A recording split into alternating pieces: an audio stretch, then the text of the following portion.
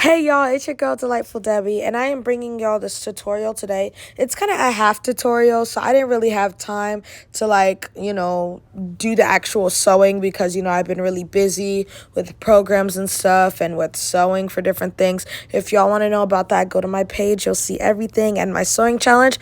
But yeah, I brought you this tutorial. I just showed y'all the cutting of it, which I think will still be really helpful. The sewing is very easy, and if you guys still want me to post a video on the sewing, just put a request in the comment section below. So I also already had pre-patterned the top, but it's really easy. You just do your shoulder to waist measurement, then you do your waist measurement divided by 8, and you go in by your shoulder. You do your neckline and everything. It's very simple, so it should be very easy for you guys. So I hope you enjoyed this cutting tutorial, and yeah, so love y'all. And the dress turned out really pretty, by the way, so yeah, everything turned out great. Hey y'all, so right now I'm just finished showing you the pattern. Like I said, just your waist divided by 4, your shoulder, your neckline, everything. I decided to do some kind of sweetheart neckline, so that's what I want to do. But if you want, you can just do a regular round neckline. 3x3 will be perfect for you. So I just have my folded, this is the fabric I'm going to be using, so I just have it folded a little bit so that I can cut out my pattern. I'm clipping it to my fabric right now, and I'm about to cut out my pattern. So I'm just adding about half an inch seam allowance to all the sides of my pattern, obviously seam allowance, to the neckline, to the shoulder, to the side, and the bottom. Just I'm going to use the border as my seam allowance, so I don't need to worry about that. And I'm just going to cut it all out. So half an inch seam allowance all around. And then I'm about to use this front pattern to cut out the back pattern.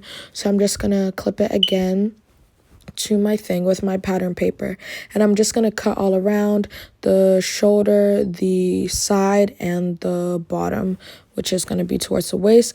And then I marked the point where my neckline started, but because of the fact that this is the back, it's going to have a different neckline. So what I'm about to do right now is that I'm going to go down by about 2 inches for my back neckline.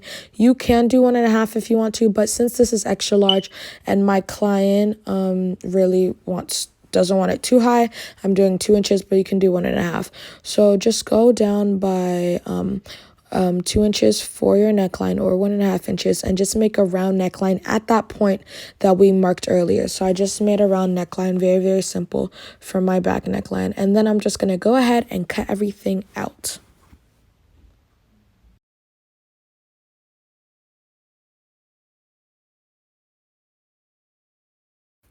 So guys, just finished cutting out the pattern. This is the back piece and this is the front piece. So for the neckline of the front, I ended up cutting away because I realized it was too high and I didn't want it to choke my client. And then I ended up cutting away more later. So yeah, those are my pieces. So now we're going to be working on the belt, or the waistband as it's called. For the width, I did 3 inches. And for the length, I did 20 inches. I did 20 inches for the length. This is because for these waistband, you take half of your client or your waist measurement. So take half of your waist measurement and then add 2 inches for seam allowance and zipper allowance. So that's what I did. So the length is 20 inches because the waist divided by 2 is 18 inches.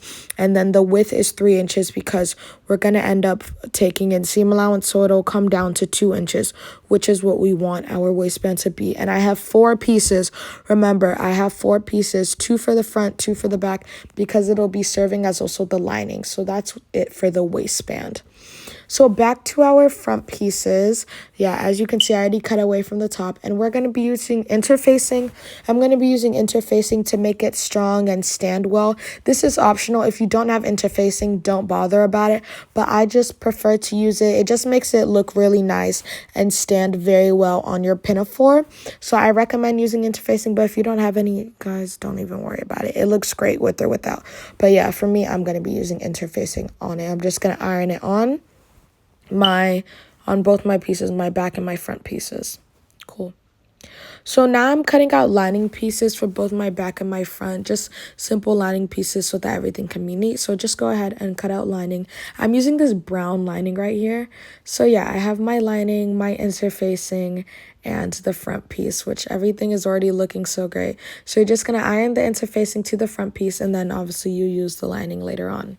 So now guys, moving on to the skirt. I'm just using the remaining of my 2 yards for the skirt. I didn't really have a lot of fabric to work with, but I'm just using the remaining of my 2 yards. Just make sure you have 2 really long pieces for your skirt. So the length of my thing is about 20 inches, and then the width is just whatever was left. So yeah, we're just going to be gathering that up, and that's it for the skirt pieces. Remember, we need 2. So this is how my pinafore turned out, guys. I'm so happy that you guys got to see it. Again, sorry about not having enough time to film the sewing, but the sewing is very easy, like I said. So you guys will do a great job. So yeah, that's how the pinafore turned out. So bye, love y'all. Don't forget to like and subscribe.